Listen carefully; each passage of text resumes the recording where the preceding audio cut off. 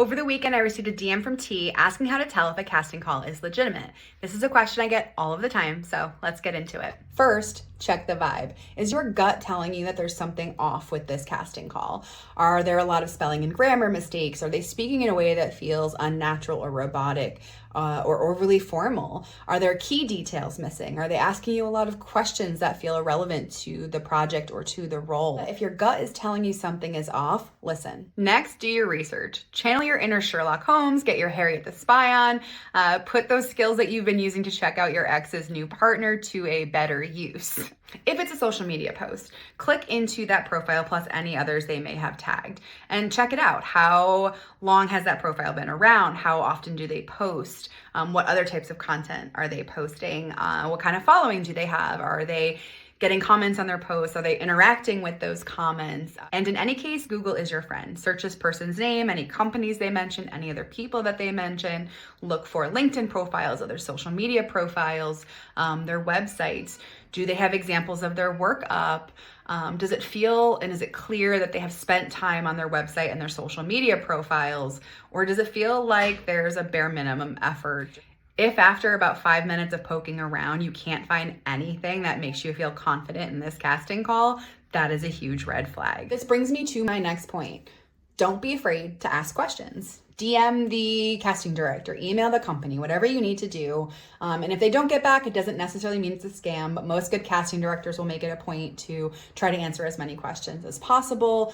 Personally, I really respect it when people pause and check the legitimacy of a casting project, especially if it's involving children. And I'm always happy to share more information either about myself or the project, give examples of my work. And if they've messaged you, it means they're interested in you. So you can ask them to Zoom or hop on a phone call so that you could ask your questions. And finally, pay attention to red flags, especially if it has to do with the exchange of money before filming even happens. You shouldn't be paying to audition. You shouldn't be paying to submit your application. And even if they try to send you money before filming, be very wary. T shared a story about how a project had sent her a check for a wardrobe prior to the filming. She went to deposit it and her bank was like, whoa, like this is a phishing scam. Thankfully, she wasn't out anything, but that is unfortunately pretty common.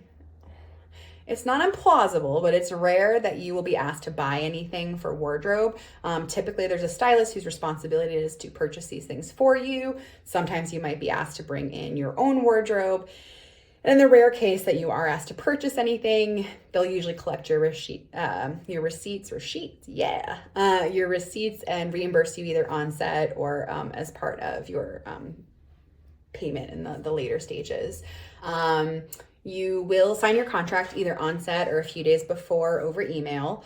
And then you'll get either a check or an ACH deposit, depending on how the company does it, either 30 to 60 days, depending on the terms, after filming. And in most states, it's illegal to charge fees for auditions. There's currently a class action lawsuit against casting networks over their subscription-based business model. Basically, no money up front, ever, never, never, never. If you have gone through all of these steps and you still have doubts, ask yourself if it's worth it to proceed. Not just in the casting realm, but also in the world right now, scammers are getting more and more sophisticated. So do what you need to do, protect yourself, be diligent, and be suspicious. Don't be suspicious. No, do be suspicious.